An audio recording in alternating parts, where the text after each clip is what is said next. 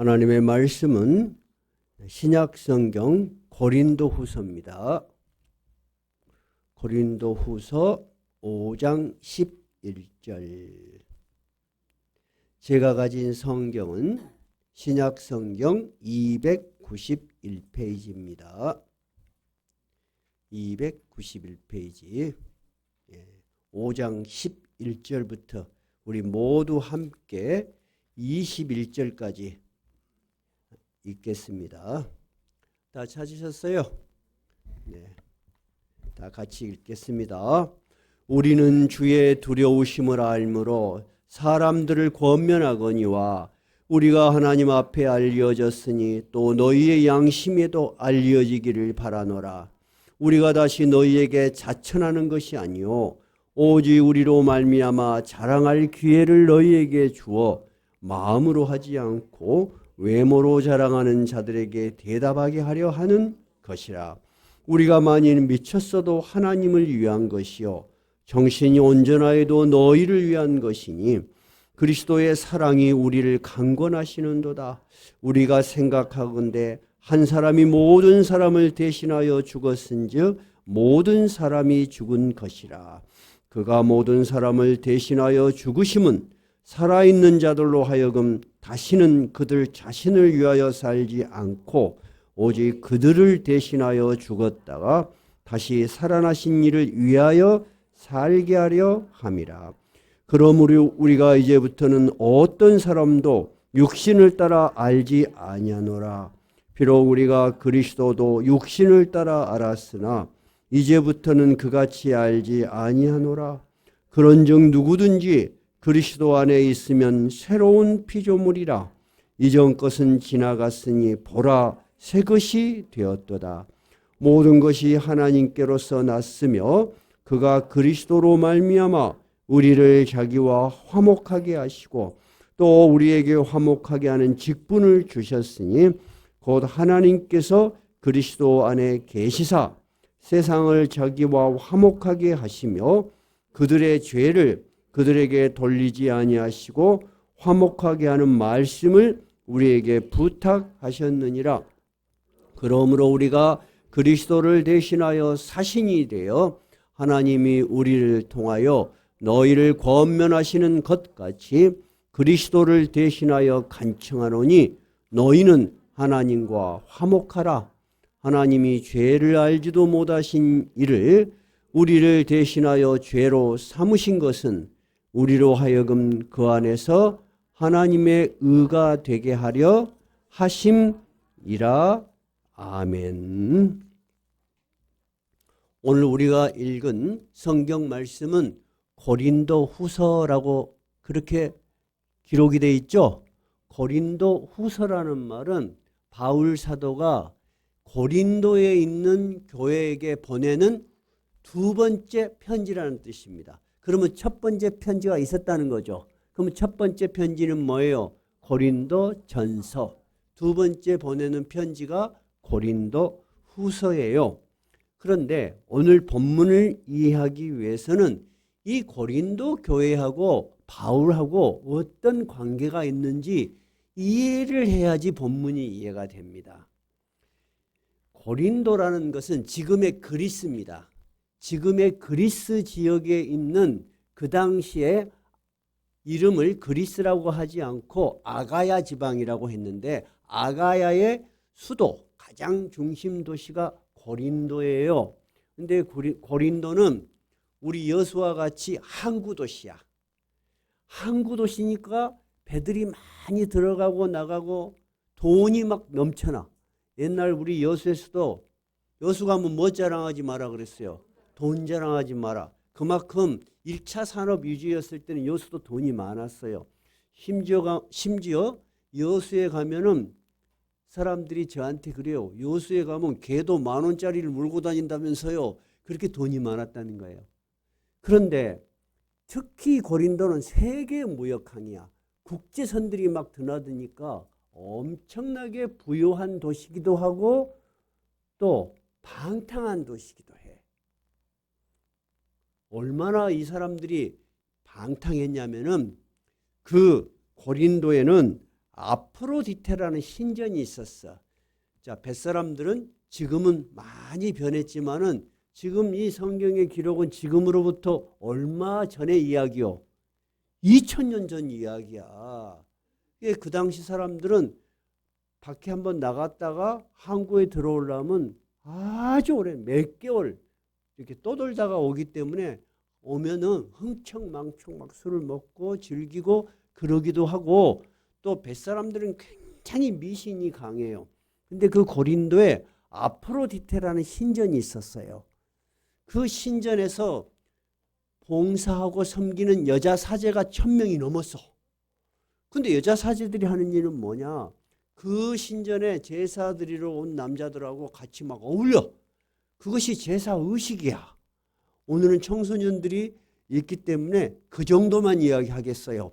어쨌든 그렇게 흥청망청한 도시가 고린도예요.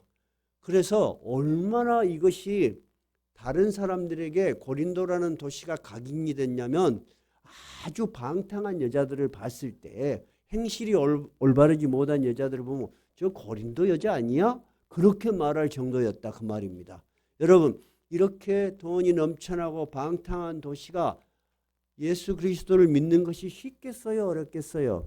어렵죠. 누가 봐도 아이고 이런 지역에 어떻게 복음이 전파될까 할 수 있겠지요. 그런데 바울 사도가 이 고린도에 선교를 갔어요. 그리고 1년 6개월 바울 사도가 선교한 그 기록들 중에서 아주 오래 머문 교회 중에 하나예요. 1년 6개월을 머물면서 복음을 전했는데 신기하게도 예수를 믿는 사람들이 생겨나기 시작했어요. 근데 제법 규모가 커진 거예요. 그래서 무슨 교회가 생긴 거예요? 고린도 교회가 생긴 거예요.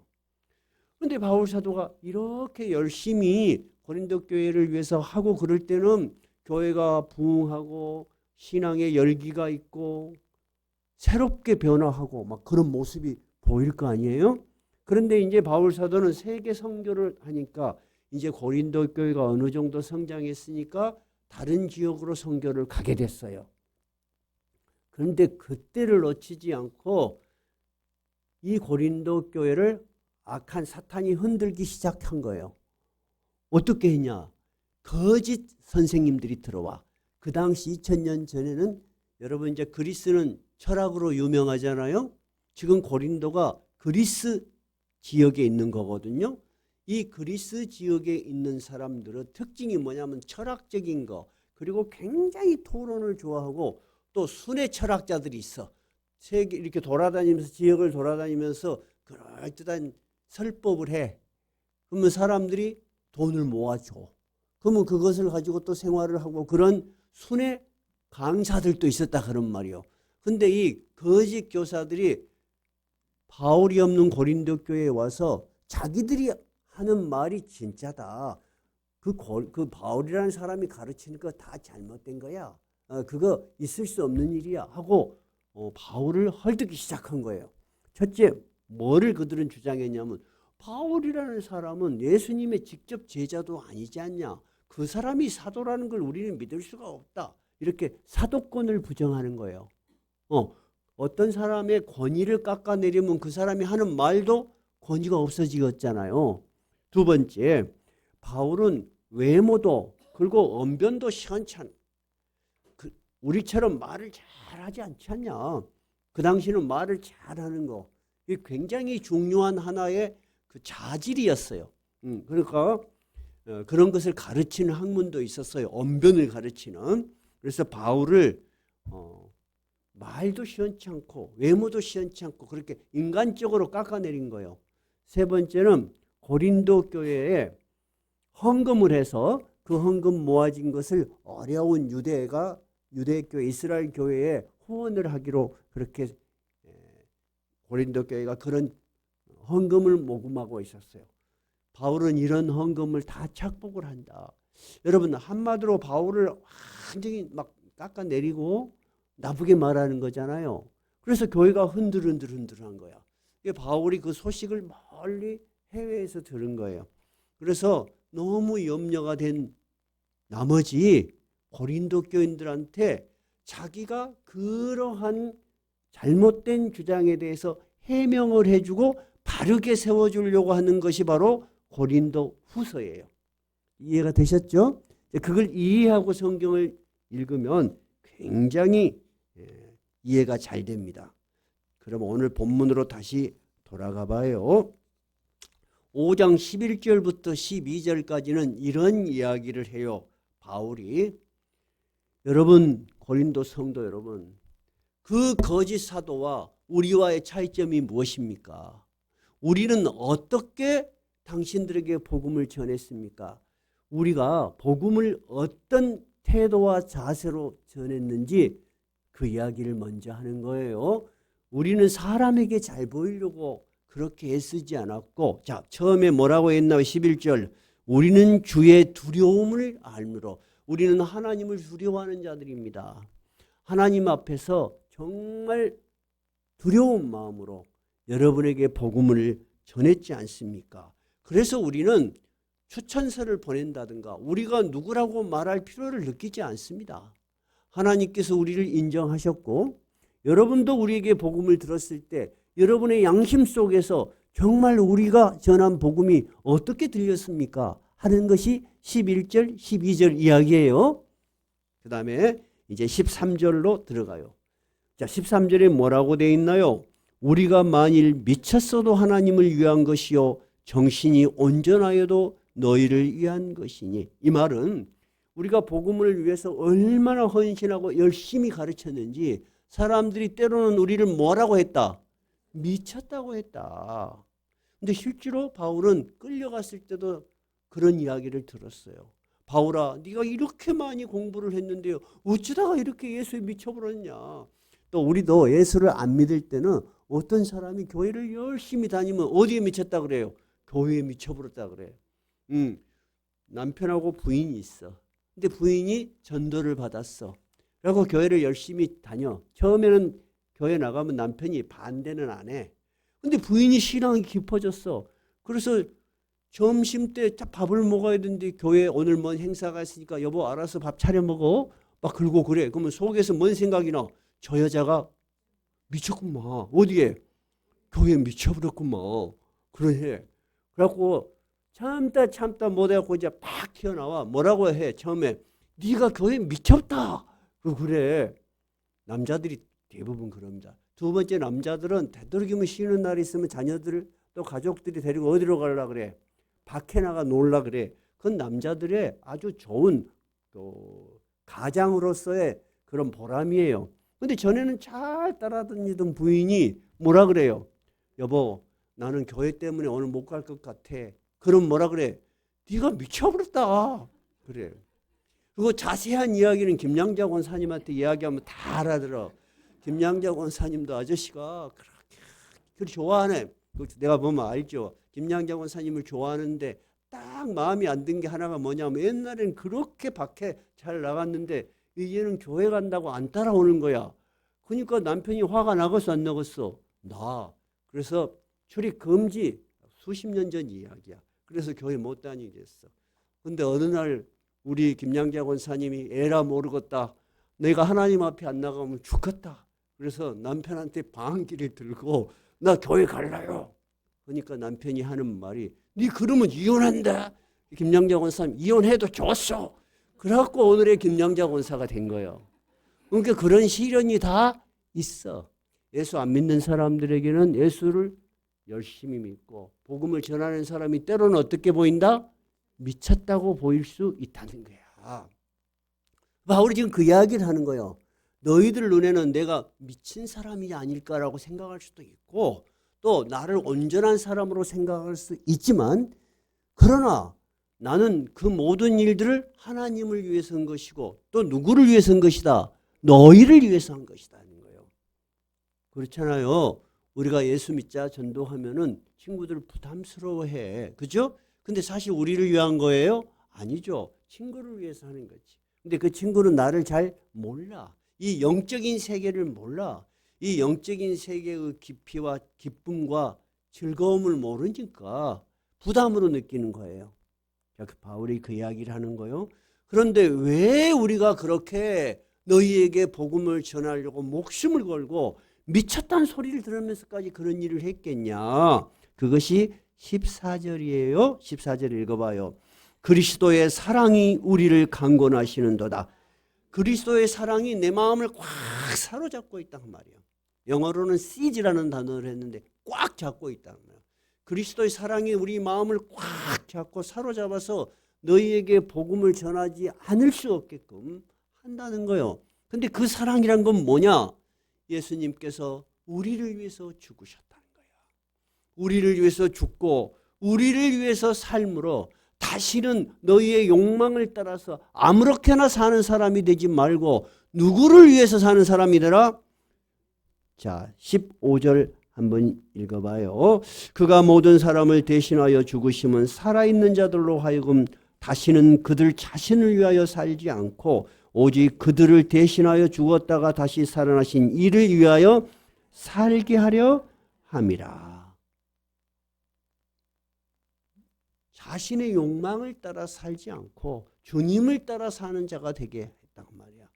우리가 신앙을 잘못 이해를 하면은 어떤 생각을 한다면 주를 위하여 산다는 말을 나의 모든 시간과 나의 모든 열정과 나의 모든 것들을 주님께 다 바치고 오직 그 일만 하는 것으로 생각할 수가 있어요. 근데 그거는 여러분 좋은 의도일 수 있지만은 잘못된 생각이에요. 그렇지 않고요. 우리가 주님이 가르쳐 주신 그 길을 따라 사는 것입니다. 이해가 되세요? 그래서 우리 교회가 항상 힘쓰고 애쓰는 것은 여러분이 교회에 와서 하나님의 말씀을 듣고 성도들과 함께 어울리는 시간은 여러분 불과 아무리 길어도 몇 시간이에요? 2시간이에요. 보통은 1시간이에요.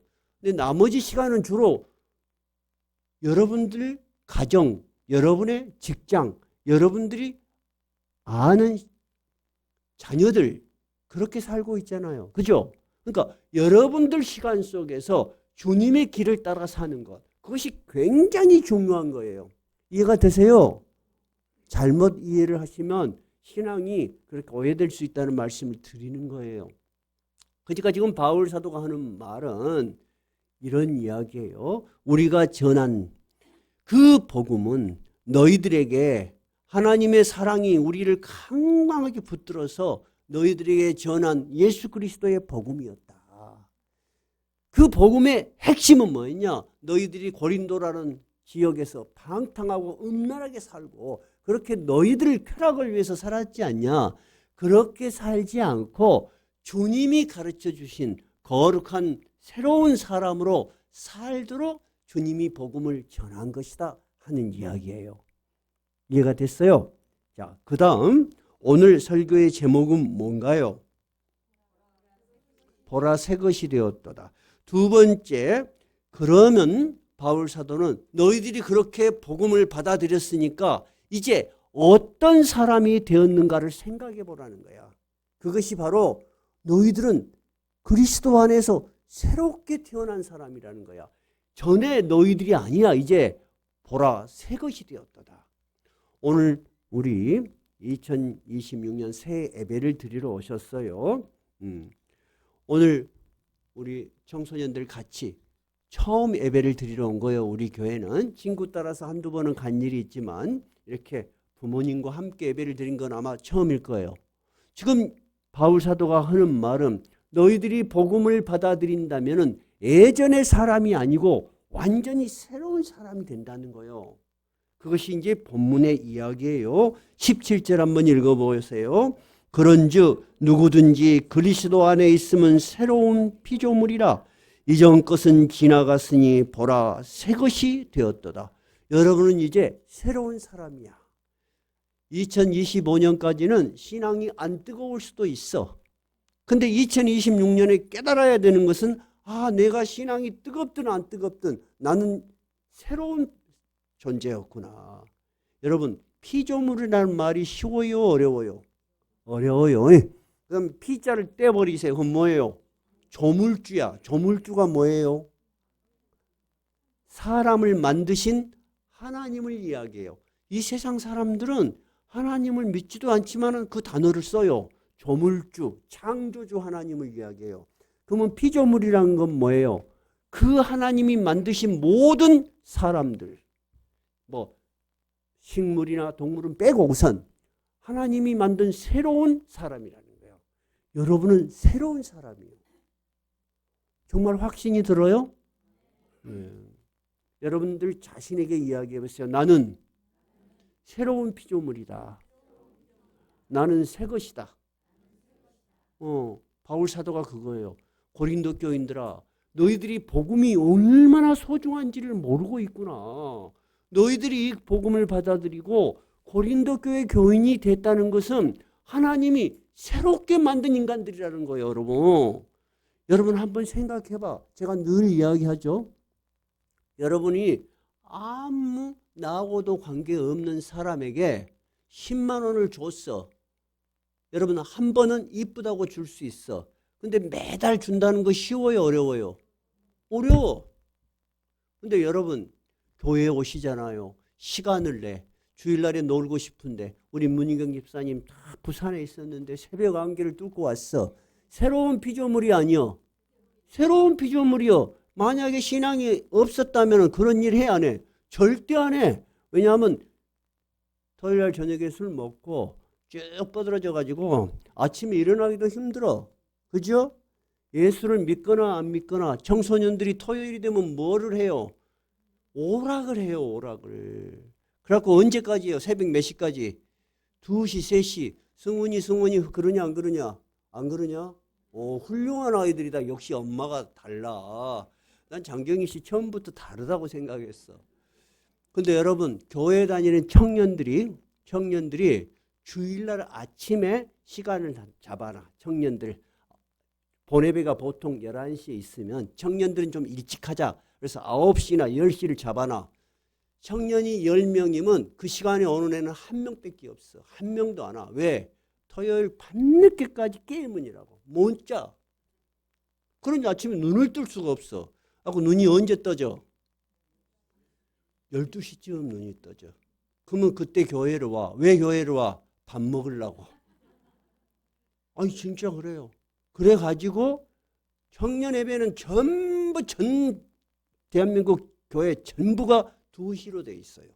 그래야지 겨우 그때 눈을 뜨고 오는 거야. 이것이 여러분 현실이에요. 그런데 예수마저 안 믿으면은 그런 것도 없을 거 아니에요. 여러분 매주 예배 온다는 것은 우리가 누구라는 거예요? 새로운 피조물이라는 거야. 그렇게 할 수도 있고 그렇게 할 수도 없을 수도 있지만 교회 가는데 하는 것은 우리 마음속에 새로운 영이 들어온 거야. 이렇게 살면 안 된다는 거. 근데 신앙이 조금 깊어지면은 여러분 교회를 주일날이 됐는데 안 나간 것이 마음에 편하게 느껴지든가요? 불편하게 느껴지든가요? 불편하게 느껴져. 찜찜해. 근데 교회를 갔다 오면 어때? 왠지 큰 일을 한 것 같아. 그리고 마음이 편해. 애숙 씨 그요 안 그요? 근데 그 사실이에요. 여러분 우리는 모르지만은 이미 우리 안에 새로운 영이 들어간 거야. 하나님의 성령이 들어가셔서 너 그렇게 살면 안 돼. 그리고 우리에게 하나님의 길을 따라 살 때는 기쁨과 즐거움을 줘. 근데 그 길을 벗어나면 뭔가 찜찜하고 뭔가 불쾌하고 그래. 우리 마음속에 새로운 영이 들어온 거예요. 자, 그것을 바울 사도는 어떻게 이야기했냐? 18절 이야기 읽어볼까요? 모든 것이 하나님께로서 났으며 그가 그리스도로 말미암아 우리를 자기와 화목하게 하시고 또 우리에게 화목하게 하는 직분을 주셨으니 곧 하나님께서 그리스도 안에 계시사 세상을 자기와 화목하게 하시며 그들의 죄를 그들에게 돌리지 아니하시고 화목하게 하는 말씀을 우리에게 부탁하셨느니라. 이 말씀은 뭐냐면 우리가 전한 말씀을 통해서 너희의 심령의 변화가 오고 새로운 사람이 된 것은 어떤 이유로 그랬느냐? 우리와 하나님 사이의 벽이 사라진 거야. 우리 눈에는 보이지 않지만 하나님께서 우리와 소통을 하고 계시는 거야. 하나님의 영이 너희 마음속에 들어갔습니다. 여러분 이해가 되세요? 그것을 우리는 신학적으로 성령이라고 해요. 그렇죠? 하나님의 거룩한 영을 성령이라고 해요. 해보세요. 성령.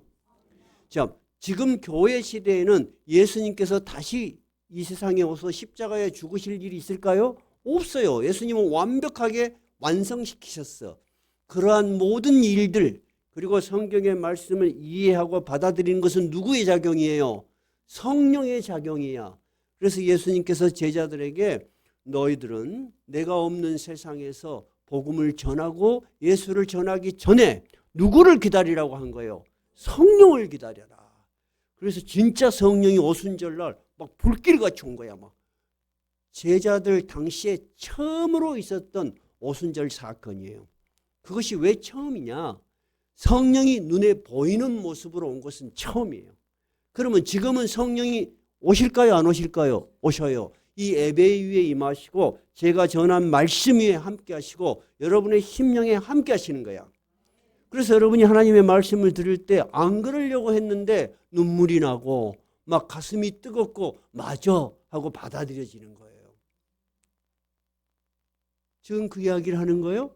그래서 지금 이 말씀을 통해서 하나님과 너희의 사이에 막혔던 담이 무너졌다. 이것을 화목하게 되었다 하는 것입니다. 해보세요. 화목하게 되었다.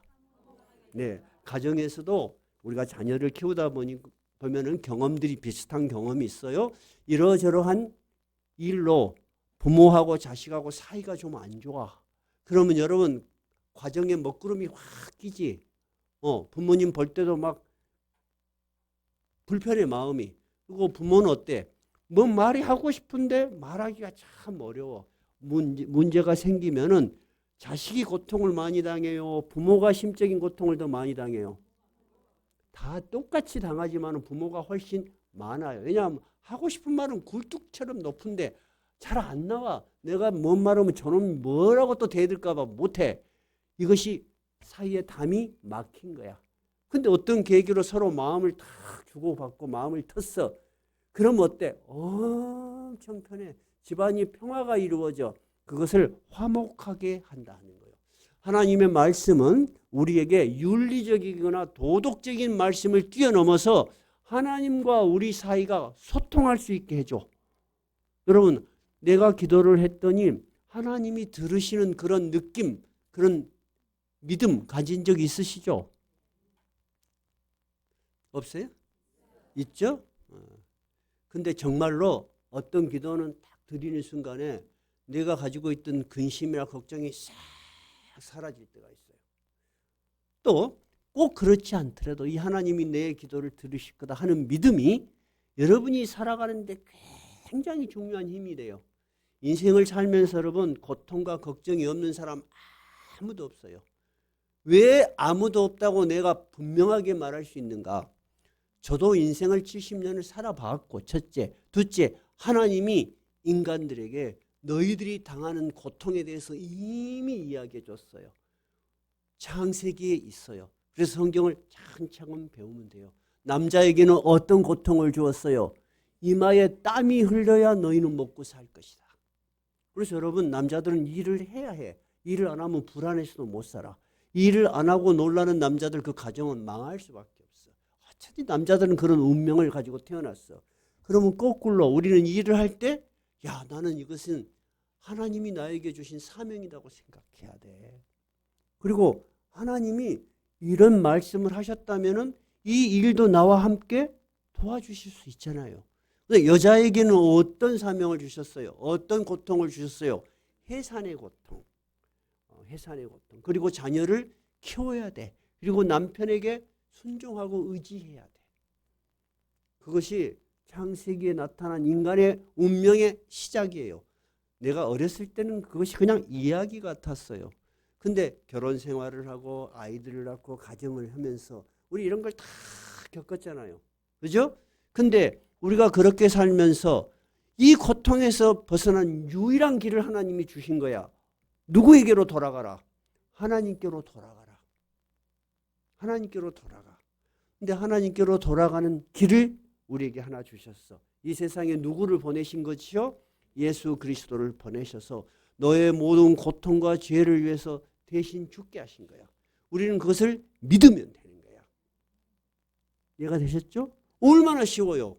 저는 목회자로서 하나님께 감사한 것이 여러분에게 인생의 짐을 무겁게 하고 윤리적으로 도덕적으로 도대체 살 수 없는 그런 인생을 살도록 하지 않고 우리의 죄 많고 허물 많은 우리를 위해서 대신 죽으시고 그것을 믿기만 하라는 거야. 그리고 그렇게 그 길을 따라 오면은 하나님께 돌아오는 길이다. 우리에게 가르쳐 주신 거예요. 자, 그러면 이제 20절 가봐요.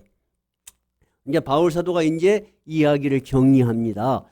첫째는 뭐라고 정리하냐? 20절. 다시 여러분들 고린도 교인들이 거짓 교사들을 통해서 이런 말 저런 말 많이 들었겠지만 하나는 분명히 기억하십시오. 우리 복음을 전하는 사람은 누구인가? 자기의 정체성을 이야기하는 거예요. 20절 읽어봐요. 그러므로 우리가 그리스도를 대신하여 사신이 되어 우리는 누구다는 거예요? 하나님의 사신이요. 여러분 사신이 지금의 정치적인 용어, 법률적인 용어로는 뭘까? 우리가 해외에 누구를 보내? 대사. 대사입니다. 대사. 대사가 하는 일은 뭐요? 자기가 알아서 판단해요. 본국에서 지령하는 것을 해요. 본국에서 지령하는 것만 하는 거예요. 본국에서. 그래서 외교관들은 절대 믿을 수 없다라고 상대 국가에서는 그렇게 이해를 해. 왜 그러냐면 상대 국가에서는 우리나라 땅에 건물은 있지만 저 사람들은 우리나라 말을 듣는다. 지금 본국의 말을 듣는다. 저게 본국의 말을 들어. 어저께까지 막 웃다가 오늘도 갑자기 돌변해서 본국에서 이제 우리는 적대 관계로 돌아섰다고 막 짖고 막 되돌아야 돼. 그 사람들의 운명이야 그것이. 그러니까 바울 사도는 우리는 우리의 이익을 위해서 일하는 사람이 아니고 하나님의 사신이라는 거야. 그래서 여러분들이 하나님의 말씀을 들을 때 항상 성경 속에서 조 목사님이 성경의 말씀을 중심으로 바르게 가르치는가. 그것이 1번 기준이야. 우리는 하나님의 말씀을 들으려고 왔지 목사 개인의 생각을 들으려고 온 것은 아니죠. 그럼 목사의 역할은 뭘까요? 하나님의 말씀을 여러분이 잘 이해되도록 가르치는 거예요. 이해가 되셨죠? 그래서 바울 사도가 20절에 우리는 그리스도를 대신한 하나님의 사신이다 하는 이야기예요. 그래서 우리를 통하여 너희를 권면하신 것 같이 그리스도를 대신하여 간청하노니 너희는 뭐라고? 하나님과 화목하라. 즉 무슨 말이냐? 우리는 대사다 이거야. 근데 하나님이 우리에게 뭔 말씀을 너희에게 전하라고 하냐면 다른 건 다 빼버리고 하나님과 화목하라는 거야.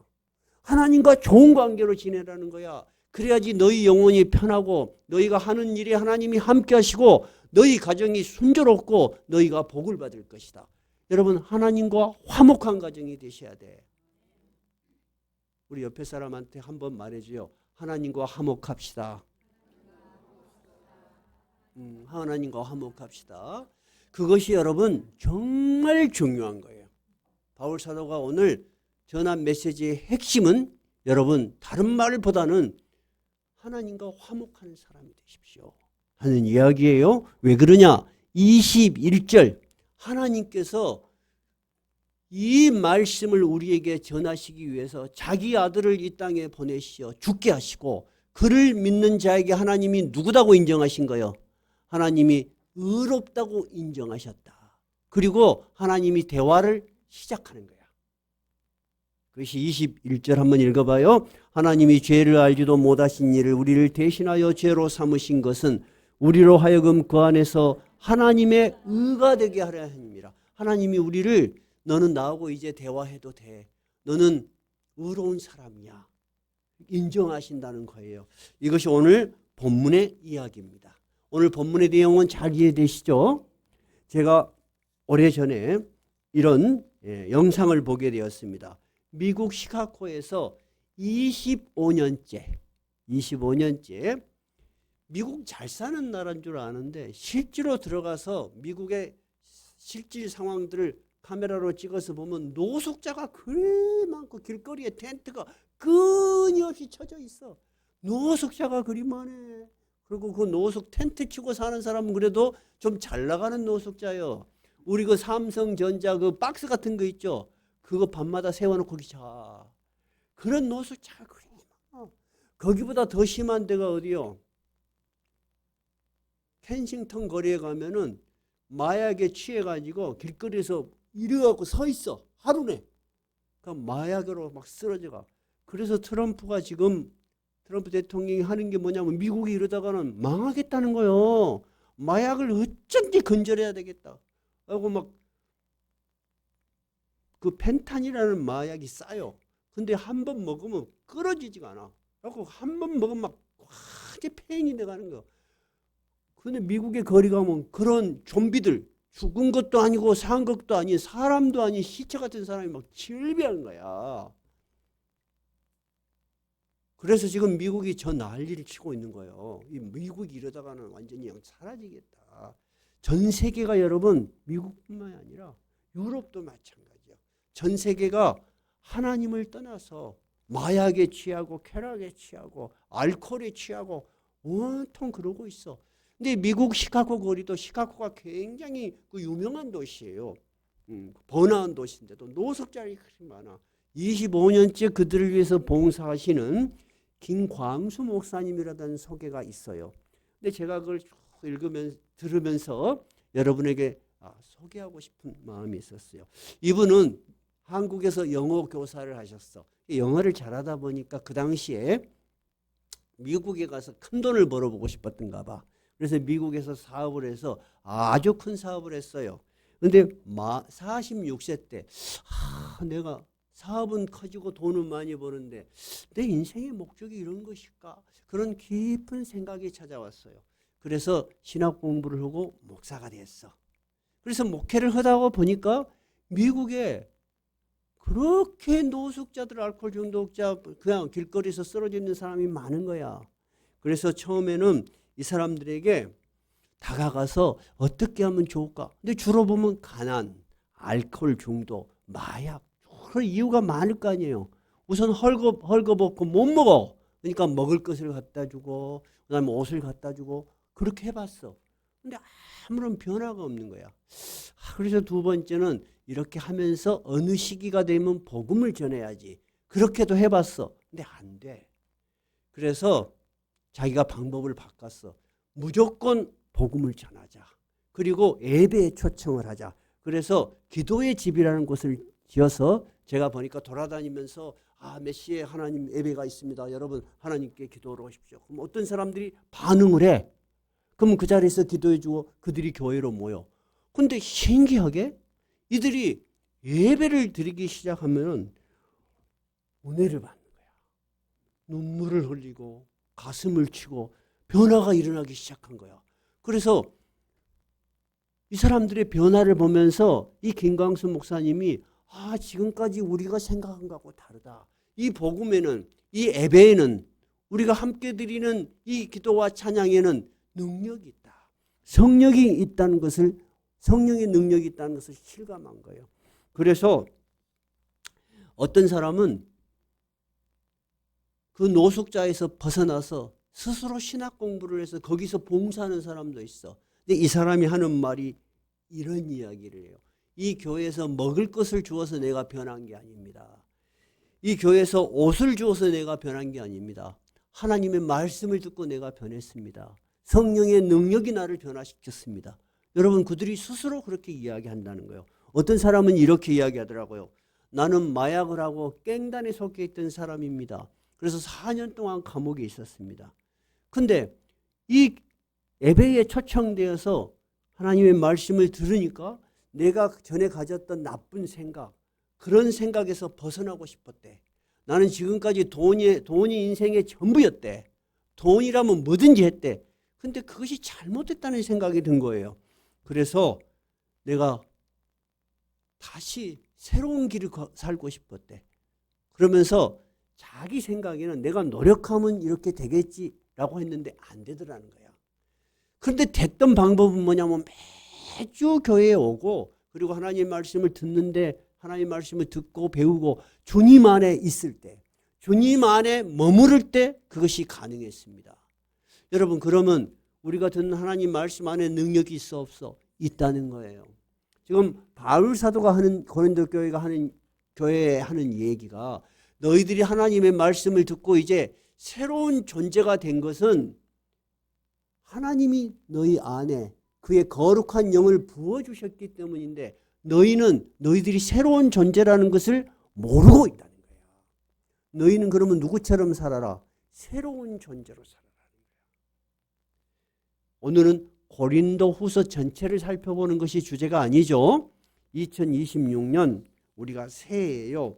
새해 예배를 드리면서 우리가 분명히 자각해야 되는 건 뭐냐?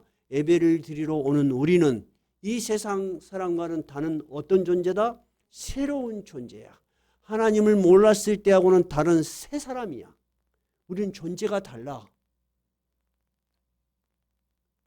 그럼 우리도 이제 새로운 존재로 살도록 방향을 탁 정해야 돼. 방향이 없이 신앙생활을 하면 여러분 어쩔 때는 가슴이 뜨겁고 어쩔 때는 식어버리고 그래요. 그래서 감정적 신앙이라는 것은 오래 못 가요. 신앙은 세 가지 측면으로 우리에게 와요. 하나는 어떤 측면이 올까요? 이해하고 받아들이는 지적인 측면이 있겠네요. 분명히 하나님의 말씀이 있고 사도들을 세웠고 교회를 세우도록 하나님이 허락하셨다는 것은 지적인 가르침을 필요하다는 거예요. 두 번째는 하나님의 말씀을 들으면 어때요? 감정이 생겨요. 뜨거워져요. 좋다는 걸 느껴요. 감정적 신앙. 세 번째는 어때요? 그렇게 살도록 힘써야 되겠죠? 의지적 신앙이야. 자, 그러면 우리 예숙자매님한테 물어볼게요. 지적, 감정적, 의지적 중에서 예숙 씨는 뭐가 제일 부족하다고 느끼세요? 감정? 오케이. 자, 똑같은 말씀이에요. 어떤 사람은 알기는 많이 아는데 전혀 감정이 뜨거워지지 않은 사람이 있을 수 있어. 사람마다 달라요. 근데 어떤 사람은 별로 아는 것도 없는데 교회 오면 막 박수치고 그리 좋아 막. 그런 사람도 있을 수 있어. 근데 뭘 물어보면 잘 몰라. 그런 사람도 있을 수 있어. 세 번째는 아는 것 상당히 많은데 헌신, 봉사 그런 걸 전혀 안 하는 사람이 있어. 의지적 신앙이 없는 사람이 있어. 받아들이는 것을 잘해. 말도 잘하는데 뭐 봉사합시다 뭐 합시다 하면 안 해. 힘든 일은 안 하려고 그래. 그런 사람도 있을 수 있겠죠. 그래서 이 사람은 지적, 감정적, 의지적 세 개 중에서 좀 더 강한 부분이 있고 좀 더 약한 부분이 있어. 그러나 중요한 것은 방향성이야. 내가 이렇게 살고 싶다는 일련의 계획을 세워보는 것이 굉장히 소중해요. 그래서 여러분 작은 거 하나씩 다 받았죠? 받았어요? 한번 들어보세요. 뭐라고 돼 있나요? 사모님 저기 없는 분 좀 갖다 주세요. 예. 뭐라고 돼 있어? 2026년 나의 기도의 제목. 우리 백숙 씨 있어요? 네, 다 있답니다. 자, 거기를 보면서 이제 설교를 들으세요. 첫 번째, 제일 중요한 것은 예배에 참석하시는 것입니다. 예배에 한번 참석하면은 말씀도 듣고 찬양도 하고 기도도 하고 다 한꺼번에 이루어져. 여러분 일주일에 한번 예배에 참석하면은 여러분의 영적인 기쁨이 많이 증가되죠. 그리고 인생의 방향도 서는 거죠. 그래서 매주 예배 참석하는데 20분 전에 오세요. 그래서 찬양을 먼저 쫙 부르세요. 찬양은 뭐라 그랬어요? 곡조가 붙은 기도야. 기도를 여러분 10분, 20분 하기 어려워요. 여러분 처음 기도 오면은 아무것도 생각이 안 나. 뭐라고 기도하지? 근데 신앙생활을 하면 할수록 기도 양도 늘어나. 근데 찬양이 바로 기도야. 그 찬양을 하면서 마음을 실어서 기도하세요. 알겠죠? 우리 교회 찬양은 어떻게 되어 있냐? 제일 처음은 CCM으로 두세 곡 해요. CCM은 일반적 곡조하고 비슷해서 여러분이 쉽게 부를 수 있어. 그 다음에 두 곡은 찬송가에서 불러. 근데 마지막 찬송가는 꼭 뭔 찬송을 불러요? 성령 찬송을 불러요. 성령이 이 예배 위에 임하시도록. 그래서 두 번째 찬양은 꼭 성령 찬송을 부른다는 것을 알고 계세요. 찬양이 여러분 굉장히 중요합니다. 우리 하랑이도 초등학생 2학년, 3학년 때 왔는데 처음에 왔을 때 다 기도가 찬양을 너무 좋아해요. 그러면서 찬양을 하면 마음이 시원한가 봐.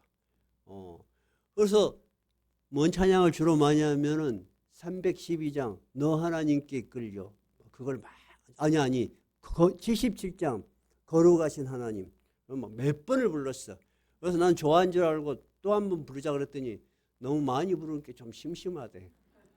여러분, 그러니까 찬양도 다양하게 부르는 게 좋아요. 자, 그 다음 2번은 못 오실 사유가 있어요.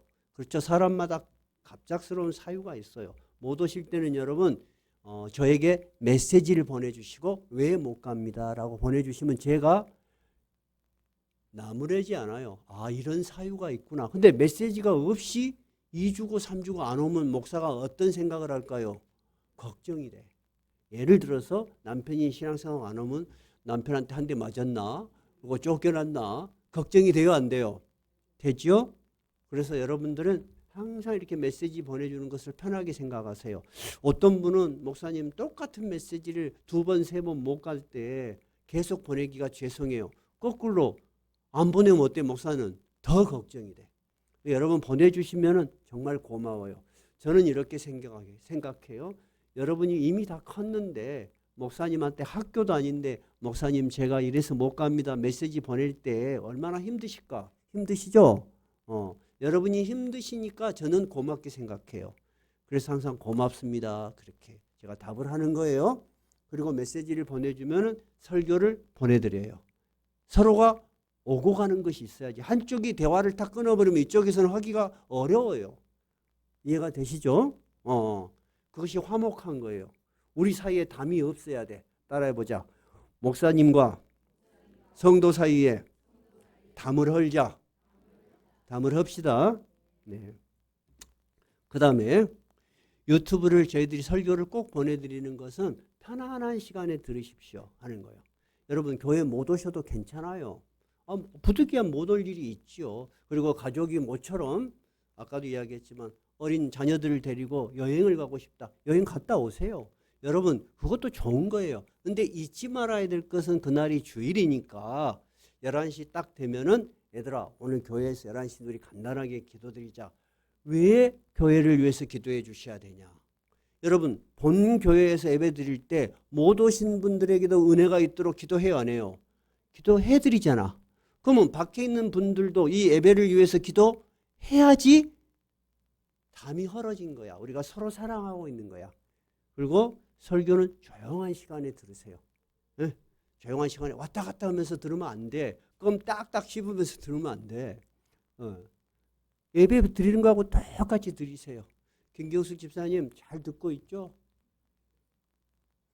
잘 듣고 있어요? 안 듣고 있어요? 들을 때도 있고 안 들을 때도 있어요. 어쨌든 잘 듣는 것이 여러분 쉬워요? 어려워요? 어려워요. 교회에서 이렇게 앉아 있을 때는 분위기가 그러니까 문제가 없는데 혼자 있을 때 여러분 혼자 앉아서 45분 50분을 듣고 있는 거 쉬운 거 아닙니다. 나 그래서 물어보는 거예요. 여러분 교회 못 나오시더라도 그렇게 조용한 시간에 예배를 드리면 하나님께서 기뻐하실까 안 기뻐하실까? 예수님은 직접 이야기했어요. 그 사마리아 여인이 어디에서 예배 드렸냐고 물어볼 때 뭐라 그래요? 어디에서 예배 드리냐가 중요하지 않다. 영과 진리로 예배하는 모든 것이 하나님이 계신다고 하셨어요. 저는 그 말씀을 믿어요.